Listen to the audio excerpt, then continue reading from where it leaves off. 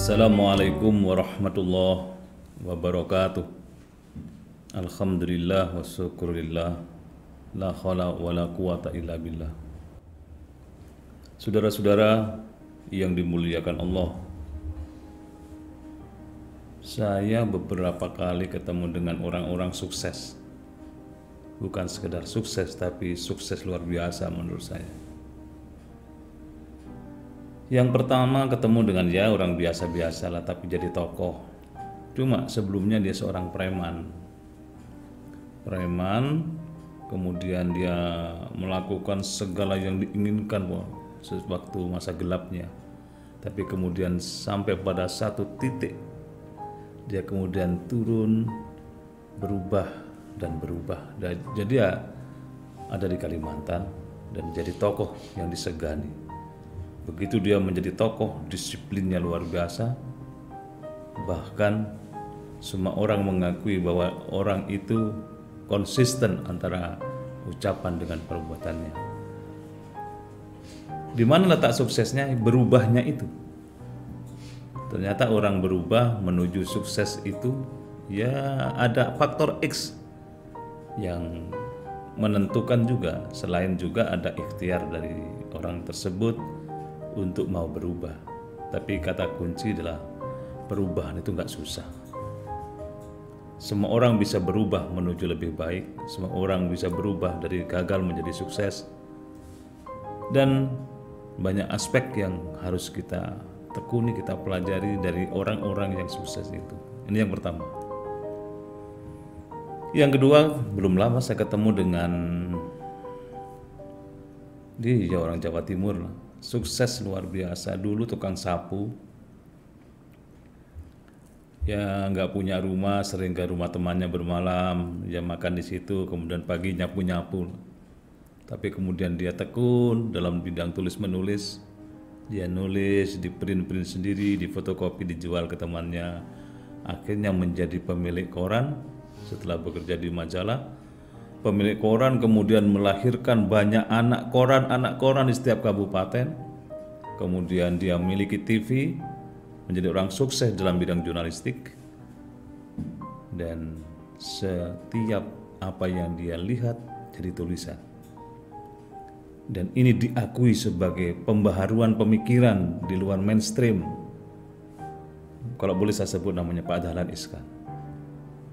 Ya beberapa 10 tahun, 15 tahun yang lalu itu per detik itu katanya, boleh percaya boleh tidak, gaji yang dia terima itu per detik itu Rp125.000 per detik. Bayangkan saudara-saudara, ketawa itu berapa detik, ada bayarannya. Ke kamar kecil ada bayarannya. Kenapa? Sukses. Padahal awalnya suka nyapu di rumah orang, ya itulah.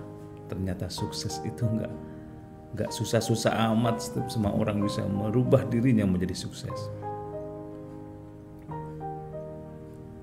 Pertanyaan saya kepada saudara-saudara, ya termasuk terhadap diri saya sendiri, kapan kita akan sukses? Sukses dalam bidang apa? Terserah bidang apa saja, yang penting kita tekuni satu bidang yang itu merupakan keahlian kita. Insyaallah kita akan melejit, meroket dan menuju pada titik keberhasilan yang itu diakui oleh orang lain. Maka ada beberapa langkah yang perlu kita lakukan sebagai teori saja ya, ini teorinya. Pertama, orang sukses itu harus mau dia melakukan memotret dirinya supaya tahu potensi apa yang dimiliki. Potret secara jujur. Oh, saya kelebihannya di sini. Oh, saya punya keahlian di sini. Kembangkan dengan baik, dibiayai, disupport, bangun jaringan dengan orang lain. Insya Allah potensi itu akan berkembang dan menemukan jalan.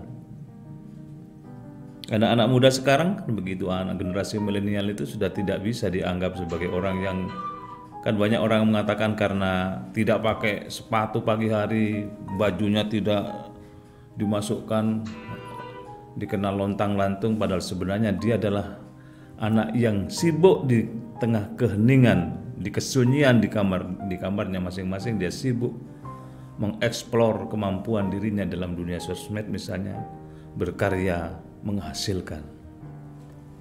Banyak orang yang menilai gagal tapi dirinya sukses. Ada seorang teman yang bercerita bahwa anaknya dimarah-marahi, karena jarang keluar kamar.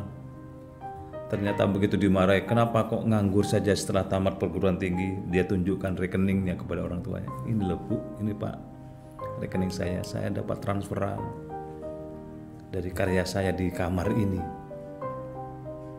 Nah, dari situ kemudian kita bisa ambil satu ilmu bahwa potret diri kita masing-masing, apa kelebihan kita, di mana kekurangannya, di mana teman yang bisa mensupport kelebihan itu, dan lakukan yang terbaik. Dalam waktu tidak lama dengan koreksi diri itu, memotret diri secara jujur, itu akan ketemu potensi dirinya. Dan di situ kemudian kita akan merasakan bahwa Allah itu melahirkan kita ke muka bumi ini tidak kosong plong, pasti bekali dengan kelebihan-kelebihan. Dan itu yang sekarang sedang dan harus kita pacu dalam hidup ini. Maka para generasi tua tidak boleh sekarang ini gampang menyalahkan yang muda-muda karena dianggap kok nganggur. Belum tentu nganggur. Potensinya saja belum ngeklik dengan kesempatan terbaiknya. Ketika ketemu maka disalib semuanya. Ini yang pertama. Sampai di sini kira-kira saudara-saudara sudah mulai menyadari bahwa dirinya memiliki potensi apa.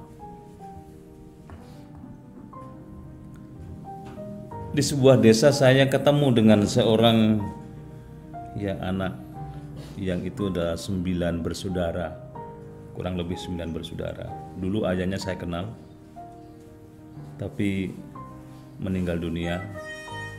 Kemudian dari situ masing-masing anaknya saling membahu, saling tolong-menolong satu dengan yang lain.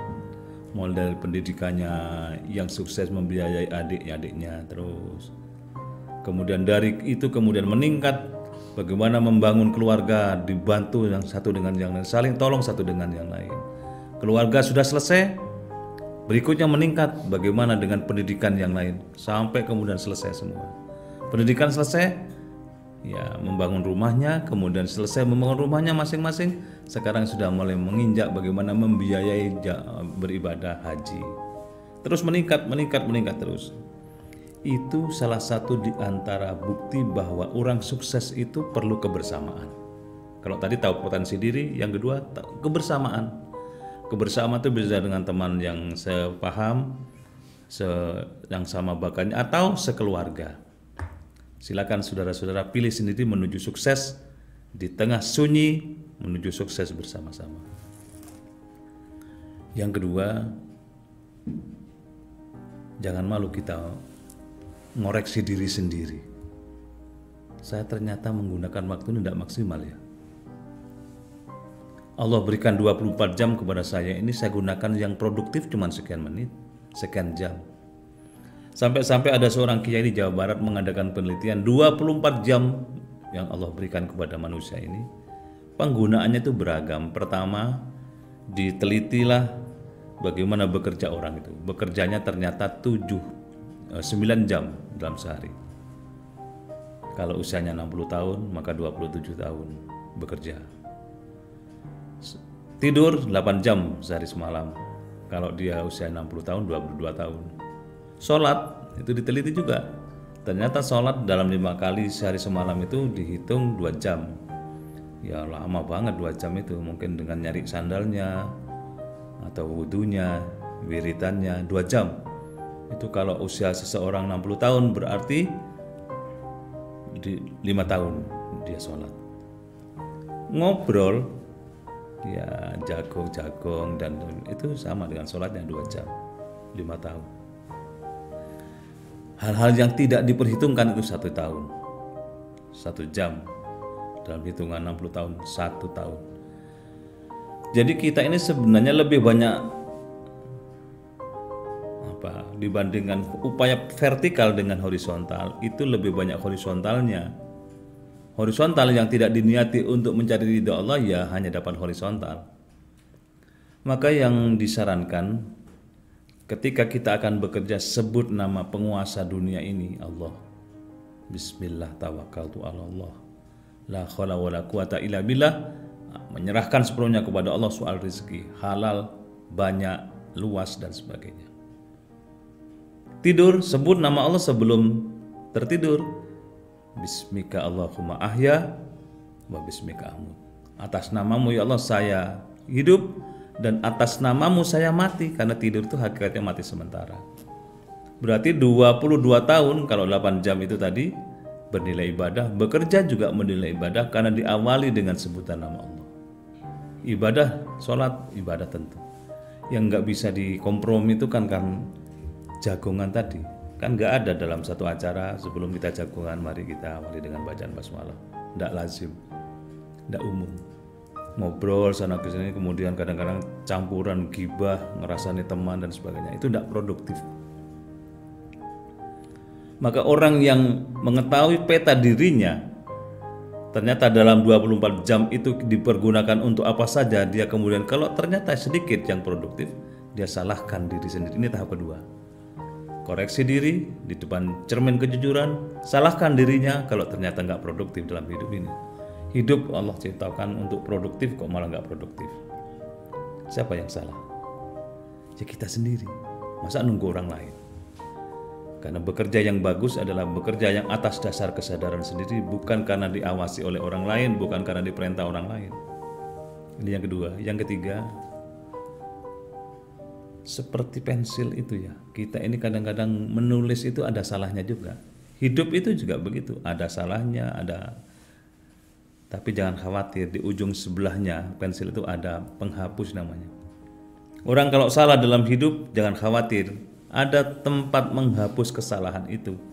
Dalam Islam disebut dengan istighfar atau mohon ampun kepada Allah. Allah akan berikan ampunan kepada orang yang salah, kemudian segera dia mohon ampun kepada Allah supaya lembaran yang salah tulis tadi menjadi bersih kembali dan menjadi lembaran putih.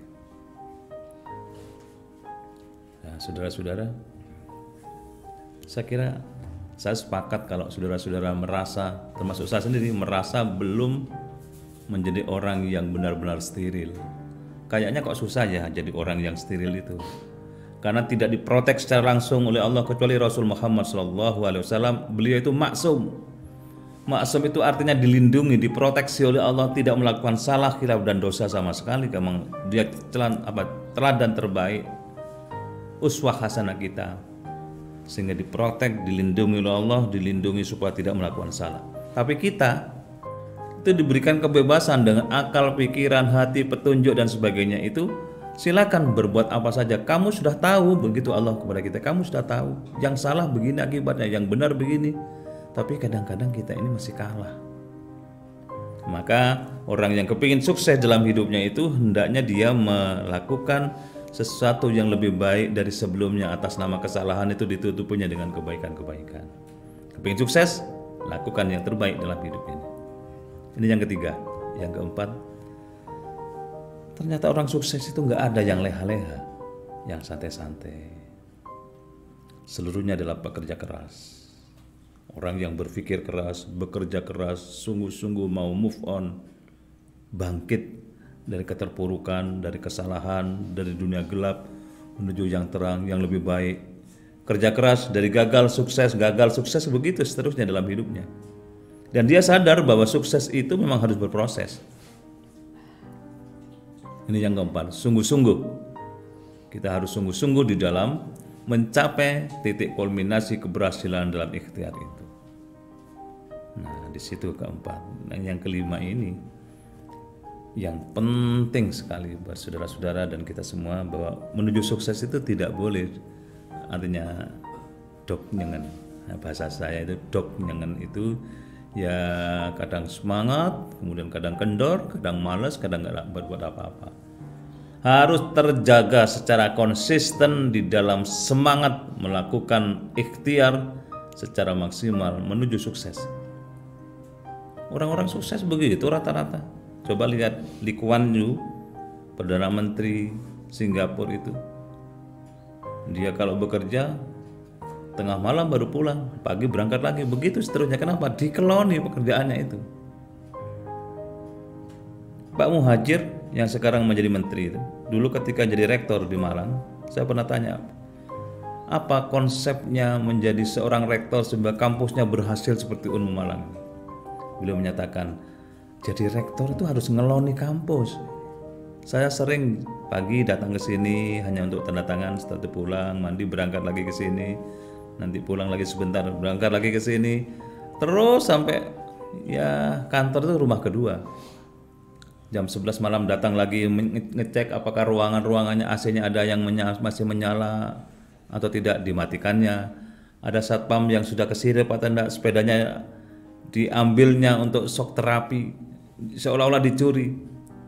Padahal sebenarnya hanya cara untuk menyadarkan si satpam itu saja. Artinya apa? Beliau benar-benar nongkrongi kampus sebagai tanggung jawabnya. Nah, kita semua kaula muda khususnya, kalau ingin berhasil, mari kita tongkrongi apa yang kita lakukan itu. Inisiasi pendapat pertama itu penting, tetapi jauh lebih penting memelihara apa yang sudah kita lakukan. Semua keberhasilan itu karena kerja keras. Nah, itu yang keempat. Yang kelima, orang berhasil itu orang yang senantiasa menjaga kebersihan niatnya itu. Niatnya ditata dengan baik. Seluruhnya itu mencari keberhasilan di dalam hidup ini, dan keberhasilan tidak akan turun kepada kita tanpa kerja keras, tanpa niat yang bagus. Dan niat yang bagus itu akan menyebabkan turunnya pemilik sukses itu menolong kita. Siapa pemilik kesuksesan dalam hidup? Ya Allah Subhanahu wa taala. Allah akan memberikan itu semua kepada hati-hati yang bersih. Orang yang hatinya bersih, Allah itu cintai dia. Dan kalau Allah sudah cinta kepada dia, apa yang diminta dikabulkan. Ud'uni astajib lakum, mintalah kepadaku, aku beri. Kaum muslimin yang berbahagia dan dimuliakan Allah, jaga supaya kita berada dalam kesucian, suci hatinya suci, niatnya suci, pikirannya suci, pekerjaannya juga suci, dan seterusnya. Baru yang terakhir yang ingin saya sampaikan sebagai teori saja tadi, bahwa orang sukses itu kalau dia benar-benar larut dengan kemauan yang memiliki dirinya, larut, tidak menentang kepada kemauan Allah. Bagaimana caranya? Ya Allah itu menghendaki kepada kita supaya kita menjadi orang yang tidak sombong dalam hidup ini. Belum berhasil kok sombong. Berhasil saja nggak boleh sombong, apalagi belum berhasil. Maka kita lembutkan hati kita, mohon kepada orang lain, kerjasama yang baik, dan seterusnya. Sehingga kalau ada kerjasama dengan antara yang satu dengan yang lain, pastilah itu terbuka pintu untuk menuju keberhasilan itu. Maka yang namanya silaturahmi itu menjadi kata kunci penting untuk menuju sukses. Silaturahmi itu kan di situ artinya networking, membangun jaringan kerjasama yang bagus. Banyak contoh lah, orang yang networkingnya kuat pasti dia akan dipasok dengan berbagai apa yang dia dibutuhkan itu. Networking sekarang itu sudah tidak lintas kabupaten tapi sudah antar dunia. Teman-teman muda di daerah Lumajang ini yang suka nulis-menulis, networkingnya sampai ke Perancis dengan teman-teman yang sukses di sana. Bagaimana menulis yang baik dan sebagainya. Itu kunci sukses. Sehingga kalau kita membangun kerjasama dengan orang lain, maka orang lain akan membantu kita. Sama halnya dengan sebuah pertanyaan kemarin, bagaimana kalau menjadi penulis yang baik itu kok kadang-kadang mentok mencari kalimat itu nggak bunyi-bunyi, nggak nyambung kalimat itu bagaimana? Ada seorang penulis kaliber nasional namanya Golagong itu menyatakan, orang yang sedang membaca buku itu, kata-kata yang kita baca itu berhutang budi kepada kita yang membacanya. Dia senang kata-kata itu, saya sedang dibaca oleh orang ini. Besok kalau dia membutuhkan saya akan bantu dia. Ketika dia akan menulis sesuatu, kata-kata itu membalas budi karena dibaca itu sehingga keluar dengan lancarnya. Sehingga orang yang suka membaca, maka menulisnya juga akan lancar karena kata-kata itu merasa berhutang budi kepada seseorang. Ini antara lain. Maka sukses yang terakhir yang harus kita lakukan adalah membangun networking dengan orang lain. Nah, paling akhir, sukses itu bukan sekedar ikhtiar manusia. Maka di dalam pembukaan Undang-Undang Dasar 1945, para kiai, para tokoh agama dulu itu menyadari dan ingin menyadarkan kepada bangsa ini, warga bangsa ini, bahwa ikhtiar manusia itu kalau tanpa pertolongan Allah mustahil bisa sukses. Maka disebut kalimat berkat rahmat Allah, berkat pertolongan Allah, kasih sayang Allah. Jadi kalau kita ingin sukses, mari biasakan kita memohon kepada Allah supaya kita dimudahkan, diantarkan menuju pintu gerbang kesuksesan, sehingga kita akan menjadi pribadi yang berhasil dalam semua ikhtiar kita dalam menuju kebaikan itu. Saya kira itu, terima kasih, mudah-mudahan manfaat. Assalamualaikum warahmatullahi wabarakatuh.